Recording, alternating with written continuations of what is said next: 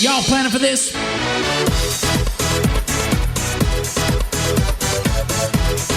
Welcome back, TPR Nation. This is your host, Micah Shalansky, and today I want to talk a little bit about tips from the trenches, something we come up to from time to time, which is gifting money to kids, right? What happens when we have a client that generally comes into some type of sudden money or just from their own inheritance wants to give money to kids? What are some of the best ways to do this? Now, we've chatted about it a little bit in the past, and I really think this comes back to a guided discovery conversation because guided discoveries are one of the most powerful tools we have working with clients.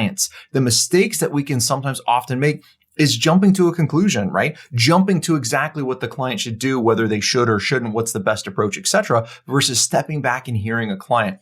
Just had a client that through inheritance came into a lump sum of money. Now they really want to help their kid, with the stage that they're in life and give one child a whole lot of money, but not so much the other one. So of course, as we know, one of the things that jumps in the back of our mind, how do we balance out that estate that's going to be there? Does it make sure that they're on their financial goals? Does it make sure that when both mom and dad pass away, the two remaining kids are happy with each other? One found out the other one got six figures and they didn't. Does that cause some discontent that we want to make sure that we avoid? And we're going through that.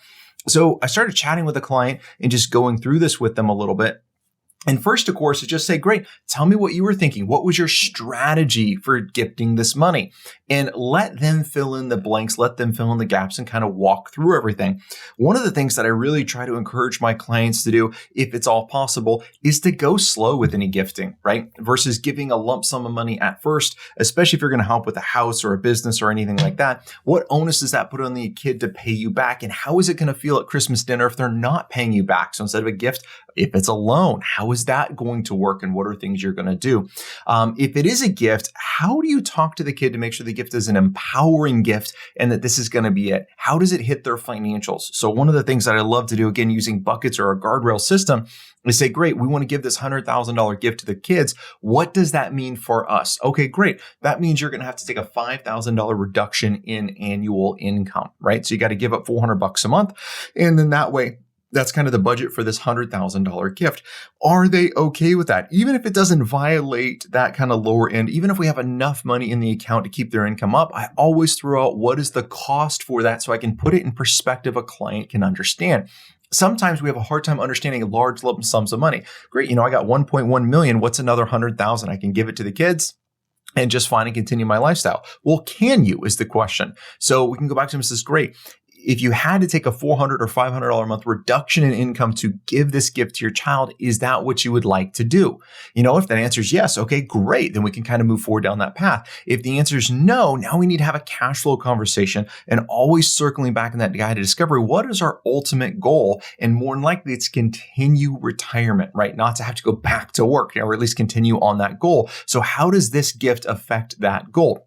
If it doesn't, awesome. What's the best way to structure it?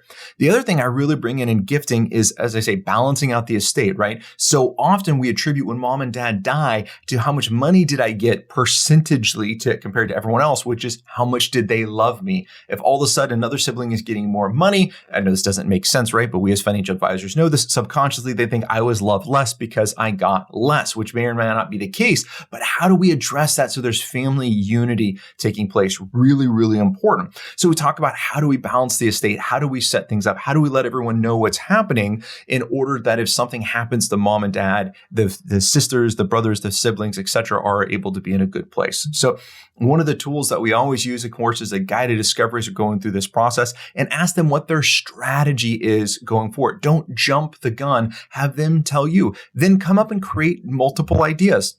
Especially if you're going to have someone help buy a house, this is great. You have a couple options, right? You could gift them the money in order to, now it may have lending issues, so make sure you talk with your lenders about how that one's going to work, right? But you could gift them the money so they could qualify for the home. You could co-sign on the home with them, right? Or you could just give them X amount a month so they can pay the mortgage on their own. So what are the different options that are there?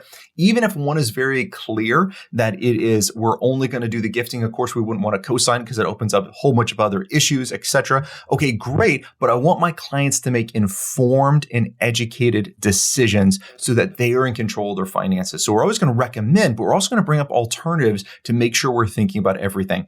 after I got off this particular call with a client, they're like, Micah, this is always why we like to call you, is because we always walk away learning something new. We had, some concerns that we knew would be out there, like what are we going to do with our kids if we give one a lot more money than the other two, but we didn't know how to address it. Or we love coming up with other ideas and solutions. So again, we're that sounding board which is there, and we sounding board by listening to them, by asking what their strategy is, by having that guided discovery to always help our clients go to the next level.